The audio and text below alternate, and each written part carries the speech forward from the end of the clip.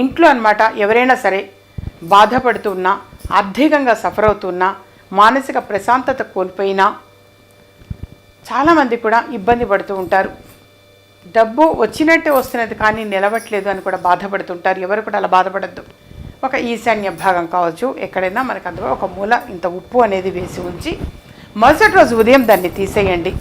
తీసేసి ఎక్కడో అటు ఇటు పడేయకూడదు. ఎప్పుడు కూడా నీళ్ళల్లో అనమాట డైల్యూట్ చేసి పోయండి. వాస్తవంగా ఇప్పుడు మనం దిష్టి తీసేసిన తర్వాత నీళ్ళల్లోనే కరగబెడతాం, ఇలా నీళ్ళలోనే వేస్తాం. అలా ఆ ఉప్పుని డైల్యూట్ చేసేసేయండి. చేసి మామూలుగా పోసేయండి. వాష్ బేసిన్లో కావచ్చు అలా, లేదా ఏదైనా మొక్కలో కావచ్చు, ఈ బయట తొక్కని ప్రదేశంలో. అలా చేయటం వలన వాస్తవంగా మన గృహంలో ఉన్న నెగటివ్ అనేది పోతుంది. వాస్తవంగా నెగటివ్ పోయి పాజిటివ్ ఎనర్జీ అనేది తీసుకోవటం జరుగుతుంది.